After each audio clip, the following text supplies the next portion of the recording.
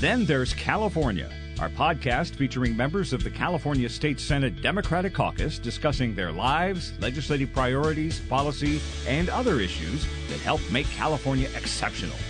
From the state capitol in Sacramento, I'm Brian Green. We're in the final days, as we speak, of Pride Month, June 2019. And for the first time in nearly 30 years, the rainbow pride flag is flying proudly over the state capitol in Sacramento through the month, in honor of our state's diversity and the struggle to gain rights and acceptance for all LGBTQ Californians. The vision of equality for the California LGBTQ community in 2019 is in much sharper relief than it was the first and last time the pride flag flew over the dome in the fall of 1990, where it stayed on the pole only a few hours before then Governor Deukmejian had it taken down after some threats were made, saying it was mistakenly raised. Any student of California history around that time may remember the decade or two that followed, when homophobia and bigotry were still enshrined into state law, but also when the new handful of earnest gay and lesbian members of the California legislature began to fight for civil rights on behalf of their community, human rights that thankfully seem almost commonplace from today's vantage point, but they weren't then and they're still fragile now. Equal employment protections in the workplace, the right to establish a domestic partnership, the right to marry.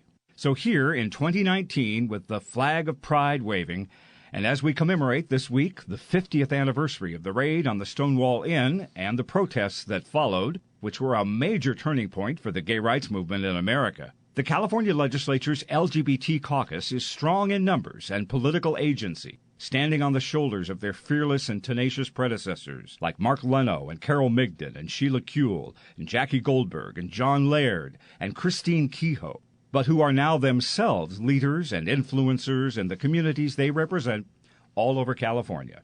On this edition of Then There's California, we're going to spend some time with two of those distinguished legislative leaders of the LGBTQ community, talking about history, the policy fights of the past impacting the present, share some of their personal reflections, here in a state that has been and is the epicenter of LGBTQ resistance, progress, and pride.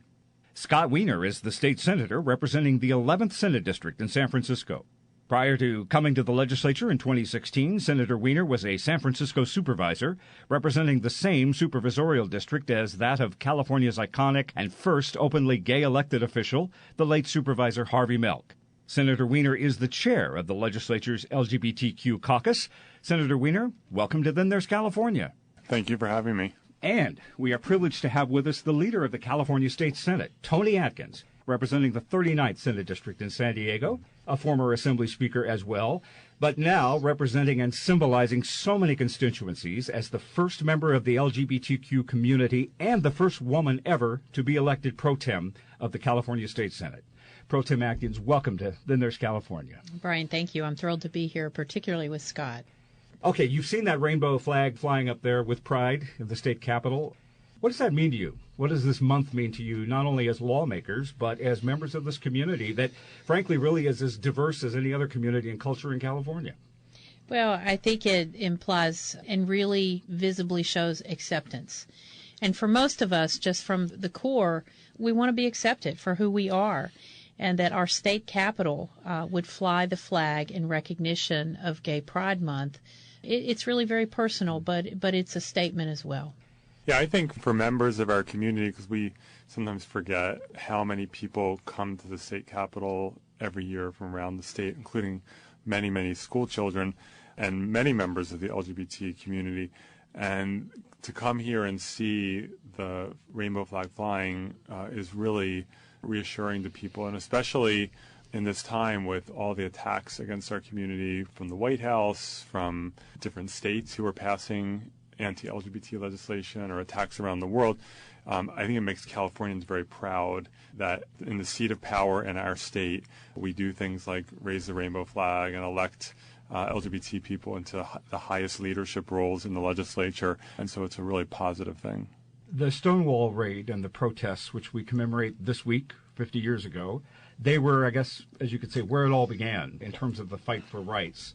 Give me your perspective as you have learned about that protest 50 years ago and how it has changed the debate, how it has framed policies and thoughts in the last 50 years. Well, I look forward. I will be on a plane tomorrow to be in New York City to recognize the 50-year anniversary. And I was 11 at the time. And I would just say, sometimes you're never granted rights if you're the other, if you're marginalized, if you are perceived to be less than. And this was a group, drag queens, who finally said, we've had enough. We have nothing to lose. And, I have to say, we talk about standing on the shoulders of people again and again, and Scott and I both stand on the shoulders of some incredible first elected officials. But those folks had courage, and to pay tribute to them, particularly at a time when we are seeing, as Scott said, the backlash in this country where we thought we had made so many strides. I mean, yesterday on the floor, Scott made reference to the fact that we have seen an uptick in the last year. 10 African-American transgender individuals have been murdered. And, when you put that alongside the fact that it was drag queens, that we're at a point where we're saying that this is happening today is unacceptable.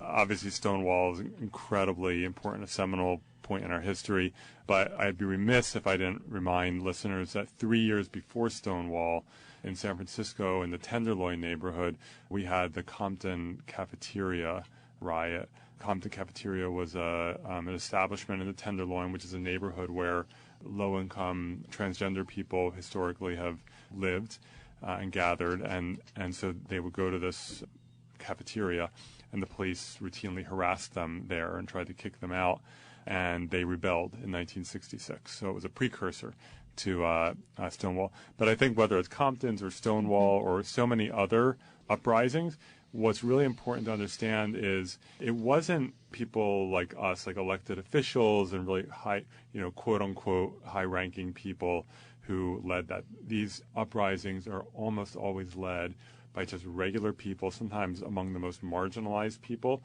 who have been pushed to the brink, and they say no more. And they led at Stonewall, they led at Compton's, they led in the Arab Spring. Any uprising in any community, it's led just from regular people who have been pushed far enough and have said no more. I think we can even find that parallel even with the legislative leaders who came before you, your predecessors. I mentioned the names, the Mark Lenos, the Sheila Kuehls, the Carol Migdons, the Christine Kehoes, who were also, to some degree, even in their humility of coming to their colleagues and insisting on these rights, were also saying no more. Well, I think we might have had to take a different style or approach. What we learned, those of us who have run for office, I mean, the one who did that was Harvey Milk. I mean, he unabashedly took office, sort of, but he brought an army with him of regular people, of community folks, senior citizens, and trash haulers, and he brought real people to the battle. Many of us learned that we had to do double the amount of work. We had to be better than, we had to be more prepared. We had to prove that we deserved to be there. And we spent a lot of time doing it. Chris Kehoe, when she ran for office in San Diego, she was our first.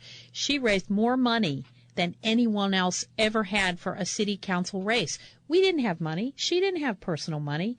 She did it by $5 donations and $30 donations and $100 donations. And from all over the country, people invested in a really qualified person to take that seat. So I think we might have done it a little bit differently here. At least that's my experience. But then I looked at people in my home state of Virginia. I would have never thought I could be elected in Virginia as an out lesbian. Danica Rome, the first transgender person elected in the country, was elected in my home state of Virginia. And she did it because she ran on issues in her community, which Chris did, which Sheila Kuehl did, which, Scott Wiener did. So I think we've had to prove ourselves. We've had to be more prepared, better prepared, to even be allowed to participate in some respects. I had read a statistic that LGBTQ individuals have now held some form of office, elected office, in all 50 states, circa 2019. That's extraordinary if that statistic is accurate. It is if you talk to people at Victory or the Human Rights Campaign Fund, but Victory is the one that focuses on LGBTQ people elected, and it was very strategic. It was strategic to make sure that we had someone in every state representing the community, because we know that when we do get elected, people realize that we are there to do the work. We are public servants. We are community members. We want what everybody else wants. And I think it was that fear of what we would be, or what gay agenda would we have. We laugh about that today. What gay agenda would we have? Well, I see in the Chronicle in Houston, there was a picture of Anise Parker when she got elected mayor of Houston, rolling in boxes of the gay agenda, transportation and housing and infrastructure, small business. Which is everyone's agenda. Which is everyone's agenda, which I think people have come to realize when they elect us to office, that's what they get. It is really inspirational when you meet LGBT elected officials from states that you never thought would elect someone, but also within California. A month or two ago, Equality California did a statewide convening of local LGBT elected officials and appointed officials in Sacramento. It was a day-and-a-half event, and it was huge. There were just a huge number of people, and all from city councils that you never thought would elect an LGBT person, and school board members and community college trustees. And you talk to them, and people, it's building a bench too, because we always worry about who's going to come behind us in the legislature. And you get there by making sure that we're cultivating people and electing people to local office, and then people can ultimately build a profile and then move up. So I think it's a really wonderful progress. The Pro Tem mentioned Harvey Milk. I mentioned him in the intro. It's been a very personal thing for you, and I know that you have talked about, since you've been here to Sacramento, that you sat in the same seat, so to speak, as Harvey Milk did. And it's hard to believe he would have turned 89 years old this year had he not been assassinated along with Mayor George Moscone. Talk about his impact on you as an elected official, as a gay man. Well, Harvey is this permanent presence, especially in San Francisco politics and in LGBT politics in San Francisco and progressive politics. And, and I know a number of the people who were around Harvey, and it's great to just listen to them and the stories that they tell. And of course, Harvey was a regular human being like everyone else. People tend to sometimes get lionized, and he was as imperfect as the next person. But he really he was a spark for the movement, a spark for progressive politics in San Francisco. And for me, there are people who sometimes like to almost compare themselves to Harvey Milk, which I hate when people do that. There will never be another Harvey Milk. He was a unique persona in history for our movement. And I just try to always keep in mind what he stood for and what he did. And you try to not be who he was, but just remember his values and embrace them and try to move them forward. You are both students of California's history, legislative and social, not only being legislators yourselves, the victories and the trials. And as this state not only changed law affecting the LGBT community in California, it was also tasked with changing attitudes and shattering biases. Talk about some of that as well, and your own victories, if you will, since you've been in office for your community and for the state of California.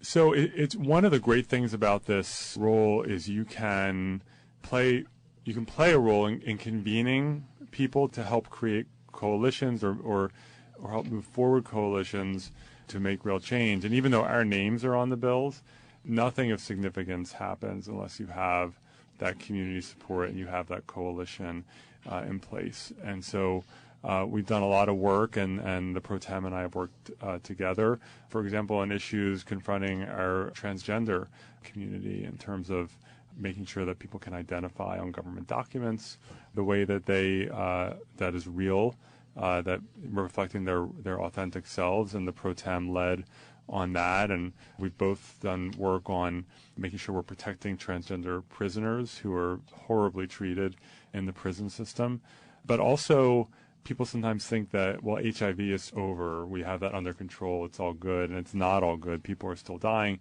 People are still getting infected, especially in communities of color. And we're trying to really keep a spotlight on HIV to make sure that we are not stigmatizing and criminalizing people living with HIV, that we are ensuring access to PrEP and other prevention tools. And then we're also focusing on our aging LGBT population. It's great that people are living longer, but there are a lot of needs that we haven't addressed. And then, of course, there's homelessness, where our community is disproportionately represented in the homeless population, and that's a huge issue that we're working on. I think one thing, and Scott made reference to having representation from all over this very diverse state. I have lived in San Diego for the last 35 years, and people have this perspective of San Diego as being a conservative town. And yet we have gained so much ground in the last 25 years since Chris Kehoe was first elected to the city council. We now have more out LGBTQ elected and appointed officials than almost any city, including San Francisco, I think, at this time. You guys do a great job electing people. And I think people are surprised when they hear of the success in San Diego. But I want to harken back to history, which is our LGBT center, our gay and lesbian center, actually started as an outgrowth. It's the second oldest, but started as an outgrowth because of the military presence in San Diego, and that it started as a counseling program for members of the military who needed support. Interestingly enough, by the way, Harvey Milk served in the Navy and was stationed in San Diego before he ended up making his life in San Francisco. I love that history because it shows you that out of what you might perceive to be a conservative area, that is my home, and I'm very proud of the history of the LGBTQ movement in San Diego, the part that was our military, the part that was traditionally considered to be conservative. And when you look at some of our representation, Susan Eggman and Kathleen Galgiani are both from Central Valley. They're from rural communities. And for me, being able to dispel what people think are of a person or a place, I really think that's kind of the heart and essence of who we are as a community. And I take great pride in thinking about it that way. Well, speaking of our diverse state, neither of you are native Californians. You, Senator, come from New Jersey, yep. And you, Madam Pro Tem, from Virginia. What was it that brought you to California? Was it the diversity? Was it the golden sun? Or was it something a little more practical than all of that? Well, for me, more practical. My twin sister was stationed in San Diego in the Navy, and I came to be a support to her. But the minute I heard she was stationed in San Diego in California, I'm like, I'm there. Whatever you need. I always wanted to be in California. I always knew that it was the opportunity for me, and it really has been. California has been a wonderful place for me. I love it. I consider it home. I've now been here longer than anywhere else. But what I loved, and even back then as San Diego was considered more conservative, not for a girl from Southwest Virginia, I thought it was just incredible. And so I'm thrilled to be here. I am thrilled to be able to represent an otherness also, not just the LGBT part, right, but a blue-collar working-class kid from Appalachia. So it isn't just, Harvey said you have to give them hope. We quote that a lot. But it is so true. If people don't have hope, then, there is no possibility that you can become the speaker, the pro tem of the most progressive state, the fifth largest economy in the world. So for me, what I feel good is to be able to say anybody can do what Scott Wiener has been able to do, what I've been able to do with the right kind of support, the social support. That, to me, is an incredible story for our community, for us, and hopefully we continue to give people hope. I grew up in New Jersey, and it was actually when we moved there, it was a farm town that was starting to transition to suburbia. It was a pretty conservative area. I had voted for Ronald Reagan twice. I'm dating myself, going back to the 80s. Wait, you voted for Ronald Reagan? No. No. My town did. That would have been illegal since I would not have been old enough. Okay. We were one of the dyed-in-the-wool Democratic families in what seemed at the time a majority Republican town. But it was not a diverse area, and as a gay kid growing up, it was not always the most affirming place. And I had decided during law school that I needed to try out a different part of the country, and San Francisco had always called to me just because of what it represents for LGBT people. And so I spent a summer there and fell in love with it. And it was hard to move 3,000 miles away from family, but I've never looked back, and it's been 22 years, so it's been amazing. Circa 2019, you have a pretty robust LGBTQ caucus here in the California State Legislature. Mr. Caucus Chair, give me some response on that. Yeah, so we have now 7 members of the legislature, with our ex officio member, our insurance commissioner, Ricardo Lara, as the 8th. But we went from 8 legislators to 7 when Ricardo left to become insurance commissioner. And it's great. It's a 7, 8. It's the most we've ever been. We're still small compared to other caucuses, and so we don't have the same numerical advantage. But I think it's a very respected caucus with members who are viewed as very effective, and so it works. But because we're not huge, we really rely on relationships with our straight allies to be able to partner to get things done. And of course, I without getting political now, we're always looking to the future about making sure that we are cultivating and helping people who want to run for the legislature. Because what I've learned, and I've learned this frankly first in San Francisco, is that if you don't pay attention, if you just sort of get a little bit lazy, you can quickly backslide. In San Francisco, for decades, we always had typically 3 out of 11 of the members of the Board of Supervisors were LGBT. Sometimes 2, but typically 3. We're now down to 1. And who represents my old district, which will always elect an LGBT person. If we're not careful, we could slide back in our caucus here. So you have to be very intentional about this. I agree with everything Scott said. I think when I look at the individuals who preceded us, Sheila Kuehl, Carol Migden, Chris Kehoe, Jackie Goldberg, Mark Leno, John Laird, the original caucus, and add to that Rich Gordon, John Perez. I think what you're going to find is individuals who are the hardest workers for pieces of legislation to support our colleagues in other things. I feel really good about what we've been able to accomplish, but I think the point that Scott makes, and I heard him say yesterday at a celebration, particularly at the governor's mansion where we were celebrating Pride, is that we need to reflect the diversity of this state. And the LGBTQ community is representative of incredible diversity. We're a big part of it. We haven't yet elected a transgender person. That's really important because, we've got to look forward. And so I think we will be intentional about that because we believe in diversity in all fronts, for our caucus, for other caucuses. And I just feel so fortunate to be in this position. And I thank all of those individuals who represented constituents in California so well. They gave us the opportunity to be here and be considered seriously for the legislation that we support and for the work that we're doing for all Californians, not just the communities that we individually represent, but for all California. You mentioned Governor Newsom being a gay legislative leader and working with the governor. He comes to the Horseshoe, of course, with a distinguished record of support for the LGBTQ community. And I believe you served under him, right, as mayor of San Francisco when you were supervisor? Is that correct? No, did you just pass each other? When he was elected lieutenant governor the night I was elected supervisor, but I worked with him throughout my time in the city attorney's office and so forth. What confidence do you have that he will continue to support your community's priorities? He raised a flag. What else is he going to do? I think he lives it. I think he lives the values of diversity in all forms. And I think we're thrilled to have him here as a partner. And the governor, we don't have to worry about where he's going to be on issues of importance to our community. And I would just say I'm married today because of Gavin Newsom. I was one of those 18,000 couples originally that was able to marry because he had the courage and the conviction to do what he thought was right. And I think it's wonderful to have his partnership. Gavin he's a tremendous ally, and he gets it.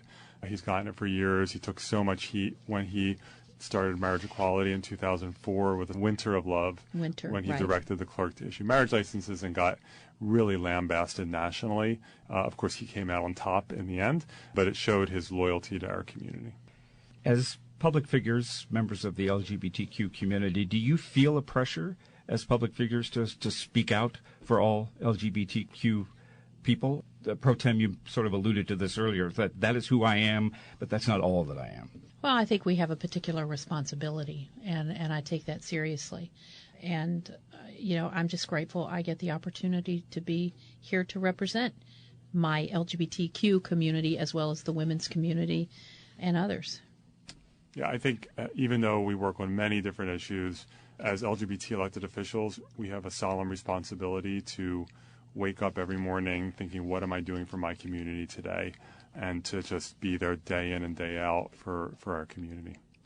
I have so many other questions I could ask you. I know you are all on tight schedules. Thank you so much, graciously, for your time to be here with me to have this conversation. State Senator Scott Wiener, who is the chair of the LGBTQ caucus here in the legislature, and Madam Pro Tem Toni Atkins from San Diego, our Senate leader. Thank you both for being on Then There's California. Thank you. Thank you, Brian. And that wraps up our conversation this time around. Then There's California is a production of the California State Senate Democratic Caucus, with technical and production assistance and great ideas from Martin Ashley, Bob Brulte, Brian Shadden, Rainier Sabiniano, John Roman, McLenna Woods, Aaron Kashishian, and the graphic design talents of Tim Davis.